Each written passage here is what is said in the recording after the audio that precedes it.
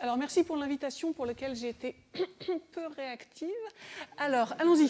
Je vais vous parler d'éléments finis. Alors je vais commencer par deux petites notes. Alors j'aurais dit disclaimer en anglais, je n'ai pas trouvé la traduction. La première, c'est que je vais demander relativement peu de prérequis mathématiques. Vous ne savez pas ce que c'est que la méthode des éléments finis, c'est pas grave. Il y a longtemps, moi non plus.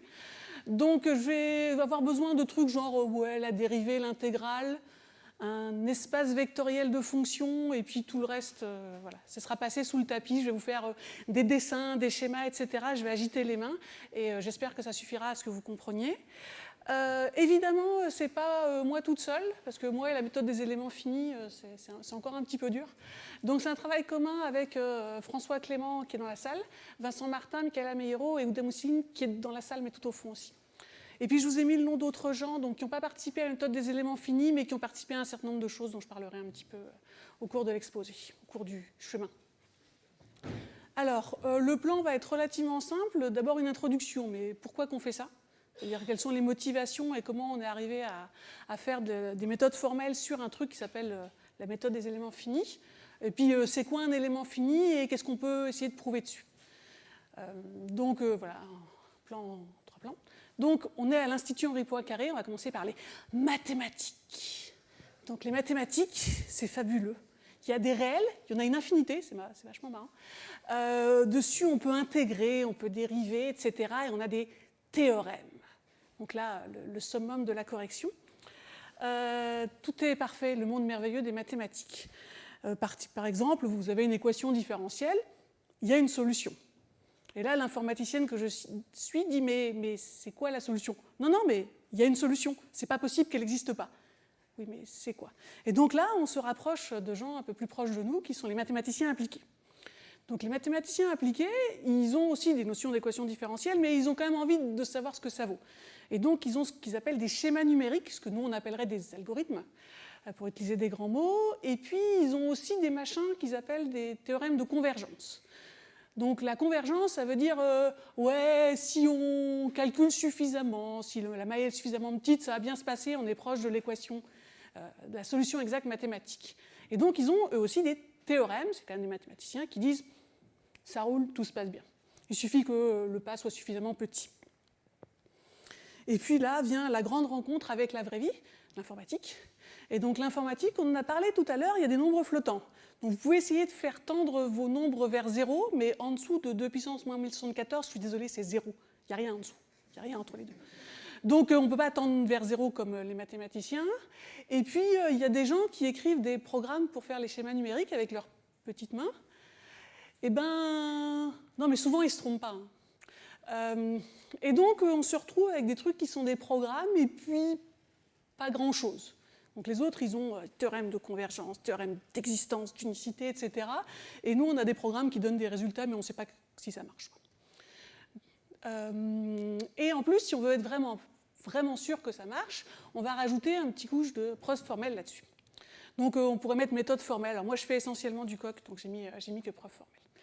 Donc la question, c'est, on a tout ce continuum qui va du truc mathématique idéal à la vraie vie qui tourne sur votre ordinateur, et on voudrait être sûr que tout ce continuum se passe bien. Donc voilà, c'est ça qui m'anime depuis maintenant un petit moment. Et donc pourquoi ? Parce que des gens veulent résoudre des équations aux dérivées partielles, des EDP. Ça sert à prévoir la météo, donc ce qui va faire moche ou très moche. Les simulations nucléaires, si vous ne voulez pas faire exploser des vrais trucs nucléaires, mais seulement dans les ordinateurs, eh ben, voilà, il faut que ça marche bien. Le contrôle optimal, les flux dans les trucs de sang, etc. Enfin, tout ça, ça se résout bien, ça se modélise par des équations aux dérivées partielles, et après, il n'y a plus qu'à les résoudre. Évidemment, il n'y a pas de formule exacte pour ces EDP, sinon on ne serait pas en train de résoudre des EDP. Et donc, on fait des approximations avec schéma numérique sur des mailles. Donc les mailles, c'est j'en reparlerai de toute façon, c'est des petits bouts de surface ou de 3D. Et donc, ce qu'on a dans les livres, c'est tout se passe bien, nous avons une preuve mathématique de convergence du schéma numérique qui consiste à dire que si on prend des mailles de plus en plus petites, on se rapproche de façon sûre de la solution exacte. Très bien. Et maintenant, on a des vrais programmes que les gens ils ont écrits en C++, Fortran, whatever, qui implémentent ce truc, et donc on aimerait bien être sûr que ce qui ressort à la fin, c'est à peu près bon, à peu près proche de la solution exacte de l'EDP. Et donc, est-ce qu'on peut faire des preuves de sûreté, de correction de ces logiciels-là? Est-ce que ça va planter? Souvent, ça ne plante pas, quand même. C'est des trucs relativement simples, il n'y a pas de grand problème. Par contre, les questions de correction sont des questions qui sont vraiment dures. Alors, les méthodes formelles, on aime bien les bugs parce que ça justifie notre existence. Donc ça, c'est une plateforme pétrolière qui s'appelle Sleipner A. Et donc, c'est une plateforme pétrolière qui était sur l'eau, puis un jour, elle était sous l'eau plutôt qu'être sur l'eau. Donc, c'était quand même un problème. L'analyse a dit que c'était à cause d'un bug dans la méthode des éléments finis. Donc, on s'est dit, ah, c'est bien, on peut justifier ce qu'on fait, c'est pas juste parce que c'est drôle.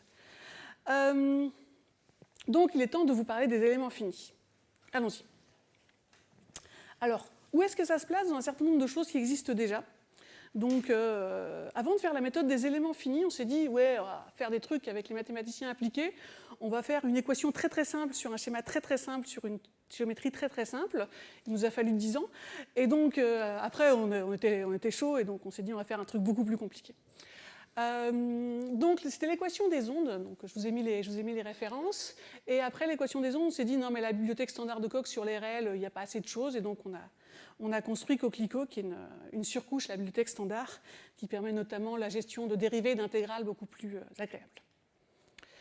Et après, on s'est dit, on pense très fort à la méthode des éléments finis. Donc, on a prouvé le théorème de Lax-Milgram, que je n'ai pas l'intention de vous montrer parce qu'il est vraiment très très moche.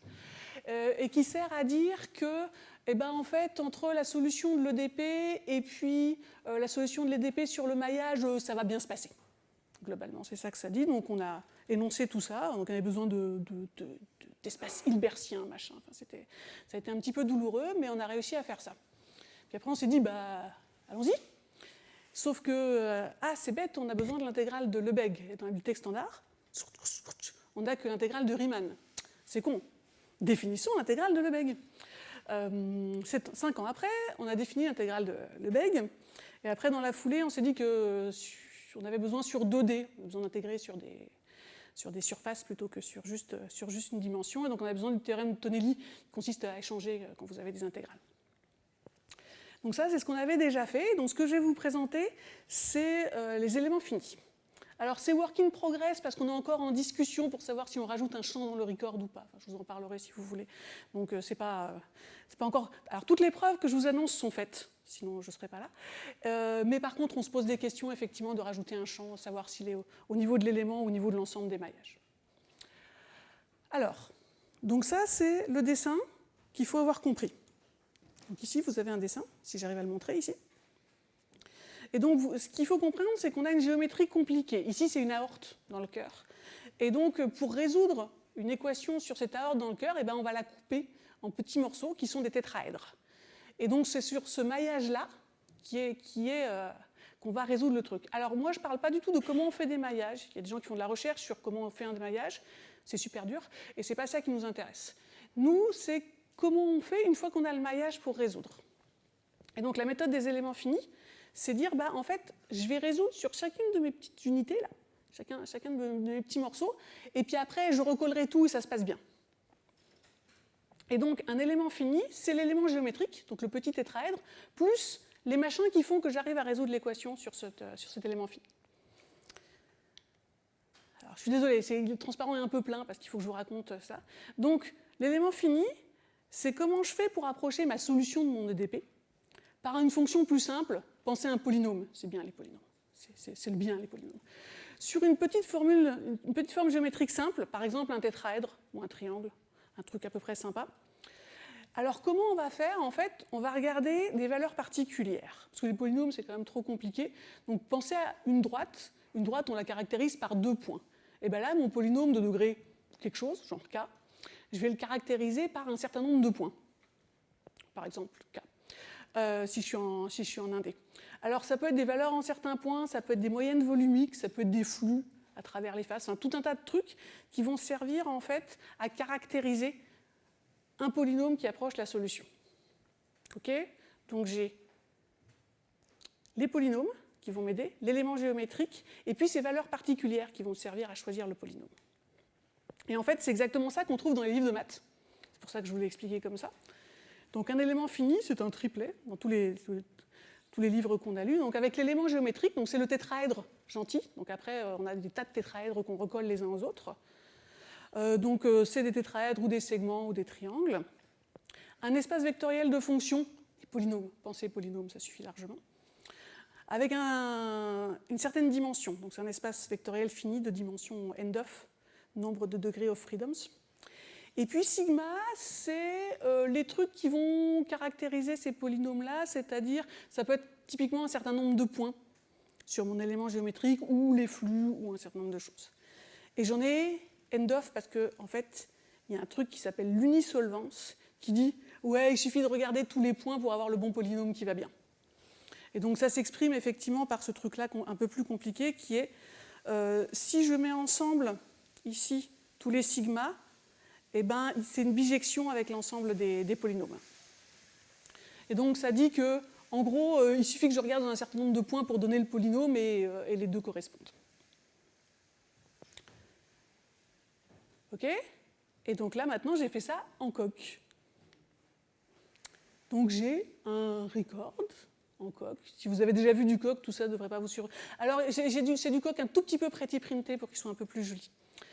Donc vous avez deux entiers qui est la dimension de l'espace, genre 1, 2, 3, généralement c'est les tétraèdres en dimension 3. Le nombre de degrés de liberté, donc ça va être le nombre de polynômes ou le nombre des sigmas. Et puis moi j'ai besoin d'hypothèses, donc ce que les mathématiciens ils cachent sous le tapis ou c'est écrit quelque part, parce que j'ai besoin que D et n-of soient strictement positifs, parce que la dimension 0, alors on arrive à prouver des trucs, mais là non, là on n'a pas réussi. Et puis si mes espaces vectoriels sont de dimension 0, j'arrive pas à dire grand-chose d'intéressant dessus en fait. Donc en fait, les mathématiciens ils mettent effectivement leur triplet. Moi dans mon record de coq, je vais avoir effectivement à la fois des valeurs, mais aussi des preuves. Après, j'ai le fait que mon élément géométrique, c'est un simplex ou pas un simplex. Alors pour l'instant, on a essentiellement travaillé sur les simplex. Donc les simplex, c'est les trucs gentils, genre les triangles, les tétraèdres. Les quads, c'est quand on commence à avoir des rectangles. Alors les rectangles, c'est bien, mais ça ne se comporte pas comme les triangles. En particulier, il y a un point de plus. Et donc il n'y a plus le même nombre de points que... Enfin, on ne peut plus déduire facilement le nombre de points, alors il se passe des choses bizarres dans les preuves. Donc pour l'instant, on n'a pas encore bien compris comment il fallait patcher les preuves, donc on n'a pas fait grand-chose. NVTX, c'est le nombre de sommets. Et donc après, on a effectivement les sommets qui sont les sommets de mon élément géométrique, donc les coins de mon tétraèdre. Et après, j'ai l'élément géométrique lui-même, qui est l'enveloppe convexe de tous les points. Donc ça, c'est le tétraèdre lui-même. Donc ça, c'est ce que les mathématiciens appellent K, et ce qu'on a appelé K aussi. Enfin là, ce qui est noté K en joli. Après, il y a un sous-espace vectoriel de fonctions, pensée polynôme, c'est pour ça qu'il s'appelle P en fait, qui sont en fait les fonctions qui vont approcher la solution de l'équation différentielle.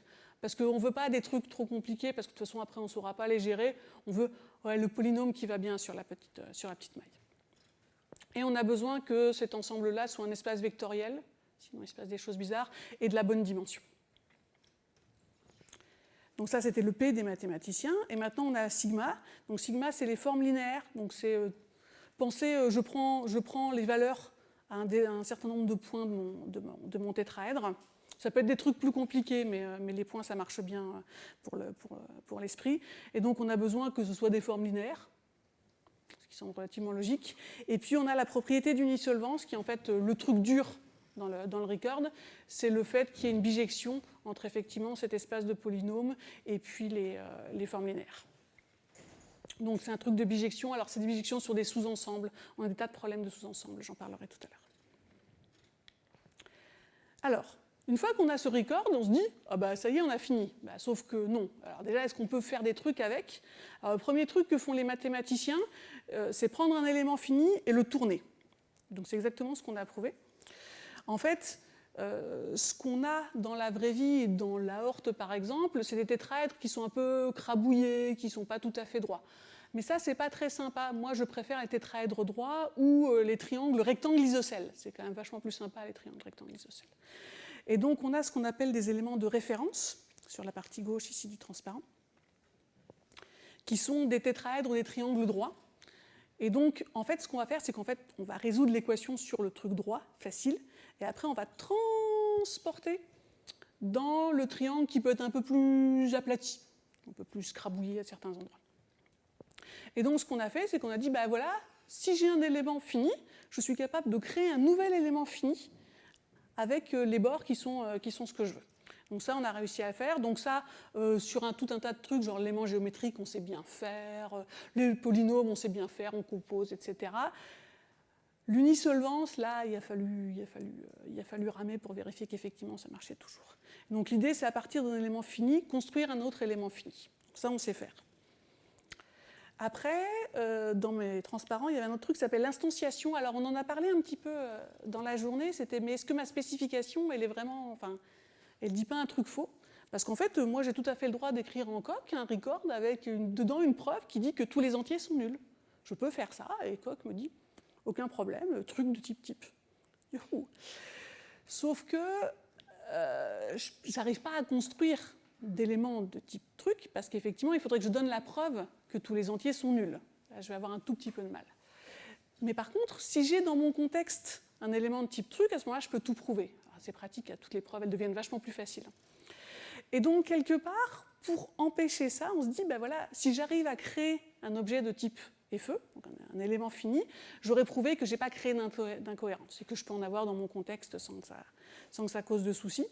Et donc, créons un élément fini. Donc là, on a regardé, on a fait non mais celui-là est trop compliqué, celui-là est trop compliqué, celui-là est trop compliqué. Bon, ben, on va prendre le plus facile de tous les compliqués. Et donc le plus facile, c'est l'élément fini de Lagrange. Donc l'élément fini de Lagrange, j'aime beaucoup ce dessin, c'est très joli. C'est Vincent Martin qui fait des super dessins en TIGS. Donc ici, vous avez un tétraèdre, alors un tétraèdre droit, hein, parce que les autres ils sont trop compliqués. Et vous avez dessus des points, donc c'est les points rouge, vert et bleu. Il y a peut-être un violet dans le tas, je ne sais pas. Bref, tous les points, en fait, s'appellent les nœuds de Lagrange. Et en fait, je vais regarder les valeurs de mes fonctions à ces points-là. Donc, c'est des points équirépartis. Ce n'est pas super facile à construire. Et donc, sur un tétraèdre ou sur un rectangle ou en dimension 47, si vous voulez, je peux construire ces points de Lagrange qui sont équirépartis sur un élément fini géométrique de référence. Donc, je suis capable de construire ces points-là.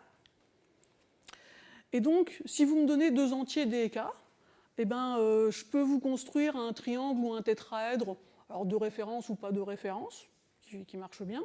Je suis capable de vous construire l'espace de polynômes de degré inférieur ou égal à K. Alors, ce n'est pas des polynômes en une seule variable, hein, c'est un polynôme en des variables, et donc c'est un petit peu plus douloureux à construire que les polynômes à une seule variable. C'est un peu plus, voilà, on a un peu plus ramé. Les sigmaïdes, donc c'est les formes linéaires, c'est les valeurs à tous les points de mon transparent précédent. Et donc j'ai presque fini mon élément fini, sauf qu'il n'y a plus qu'à prouver que c'est unisolvant. Et donc là, il nous a fallu à peu près 1 an pour faire la preuve d'unisolvance, parce qu'il a fallu patcher les définitions avant, évidemment, comme d'habitude. Mais on a réussi à prouver que ce truc-là marchait bien comme dans les livres et que les définitions effectivement mathématiques d'éléments finis de Lagrange absolument, avaient bien la propriété d'unisolvance et donc on pouvait mener ça dans un record. Et donc les seules hypothèses que j'ai, c'est il me faut 2 entiers, des K. Il me faut des nœuds qui sont en fait les nœuds du simplex, qui ont besoin d'être affinement indépendants, sinon ça ne fait pas un simplex, ça fait un truc écrabouillé. Et à ce moment-là, je suis capable de construire un élément fini, donc un truc de type FE, avec effectivement toutes les valeurs et toutes les preuves. Donc, je vous ai mis ça, c'est juste pour vous impressionner, mais l'idée c'est juste de dire qu'il n'y a pas besoin d'hypothèse. C'est-à-dire qu'effectivement, je suis capable d'en construire un from scratch, donc ça veut dire qu'effectivement, je n'ai pas besoin d'une preuve que tous les entiers sont nuls, quoi. Alors, en conclusion, c'est un vrai travail interdisciplinaire, mathématiques, informatique. Donc on avait des informaticiens et des mathématiciens, il fallait vraiment des deux. C'est un travail en temps long, donc l'ordre de grandeur, là, c'est la définition de ce que c'est qu'un élément fini, les éléments finis de Lagrange, c'est à peu près 3 ans. Donc c'est vraiment, voilà, c'est du temps long et je fais des preuves de Matappli depuis presque 20 ans. Donc tout ça, effectivement, ça prend du temps. Des fois, on ne sait pas si on va y arriver. Enfin, il y a des trucs qu'on a essayé, qu'on n'a pas réussi. Ça, on y arrive, mais effectivement, l'unisolvance, on a des éléments finis de Lagrange, c'était vraiment dur. Quelques difficultés juste pour les gens de Coq. On a des sous-espaces avec des structures algébriques. Donc on a des structures canoniques et donc on a des sous-ensembles qui doivent garder toutes les propriétés des structures algébriques. Donc typiquement des sous-espaces vectoriels ou des sous-modules ou des sous-machins. Et donc on a une espèce de tension entre le type et la propriété qui font que souvent on a à peu près réussi à trouver un modus operandi qui va, mais de temps en temps les structures canoniques nous explosent à la figure. Mais bon. Donc ça c'est un peu dur. L'autre truc sur lequel on s'arrache les cheveux alors que mathématiquement c'est évident, c'est qu'on a des familles finies. Vous pouvez penser à des vecteurs de taille égale. Donc j'ai un vecteur V de taille N1 et puis un autre vecteur V de taille N2, mais il se trouve que N1 égale à N2. Mais comme j'ai que la preuve que N1 égale à N2, je ne peux pas comparer mes deux vecteurs, sauf à les dire, mais si, regarde, N1 égale à N2, donc tu peux le considérer comme un vecteur de taille N2. Donc ça donne des énoncés qui ne sont pas très jolis, c'est pour ça que je ne vous les ai pas montrés. Et donc ça, là-dessus, on s'est un peu arraché les cheveux. On a pas mal de castes de ce type-là. Alors, qu'est-ce qu'on fait maintenant? Donc ça, c'est ce qu'on a fait. Donc, je vous ai présenté rapidement les éléments finis. Mais en fait, on a juste défini un élément fini. Pour l'instant, on n'est pas au niveau de l'algorithme encore. Donc qu'est-ce qu'il faut faire? Alors, la première chose à faire, le suivant, c'est les espaces de Sobolev. Donc les espaces de Sobolev, moi non plus, je ne savais pas ce que c'était l'année dernière. C'est des espaces de fonctions pour lesquels ça se passe bien avec l'intégrale de Lebesgue. Bon. Donc ça, on aura besoin, en fait, on a besoin que ces espaces-là, ce soient des hilbertiens donc dans lesquels on peut converger, etc. Tout de suite de Cauchy converge. Donc ça, on devrait réussir. Il y a quelques problèmes Coq sur lesquels on n'a pas encore complètement convergé, mais ça, on devrait s'en sortir. Après, on pourra faire les formules de quadrature. Donc les formules de quadrature, c'est... non, mais calculer l'intégrale, c'est trop dur, donc on va approximer l'intégrale. Donc là, on a besoin effectivement de l'intégrale de Lebesgue, et les gens, généralement, font ça avec des flottants, donc on a suffisamment parlé de flottants tout à l'heure, je n'ai pas besoin. Je vais juste dire qu'on a une bibliothèque Coq sur l'arithmétique flottante qu'on a développée, notamment Guillaume Melchion et moi. Et donc, effectivement, on va prouver qu'elles sont correctes mathématiquement, et puis que leur calcul ne part pas en cacahuète. Enfin, on espère qu'il ne part pas en cacahuète, on n'a pas encore regardé.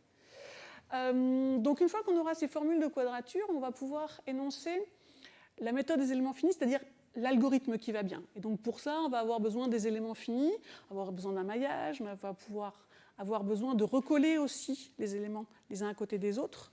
Donc le fait qu'effectivement la solution elle soit continue parce qu'on a bien fait les trucs entre les machins, que les formules de quadrature, ça ne fait pas partir en cacahuète la solution. Donc ça on commence à voir à peu près où on va aller. Et puis après, un jour, il faudra qu'on regarde la vraie vie des programmes. C'est-à-dire que tout ça, c'était des algorithmes dans les réels, sauf qu'évidemment, les gens ils font tourner ça sur leurs ordi en flottant 64 bits, sans avoir aucune idée des erreurs d'arrondi qui se passent. Donc voilà, il va falloir regarder dans les yeux l'erreur flottante. Je vous avoue que pour l'instant, je n'ai pas osé, parce que le C++, c'est très objet, ce que j'ai regardé. Et donc pour l'instant, je n'arrive pas à me faire une idée morale des calculs qui sont vraiment faits là-dedans. Donc ça fait partie des choses sur lesquelles on se dit qu'il faudra le faire, mais ça fait quand même un tout petit peu peur. Voilà. Merci de votre attention.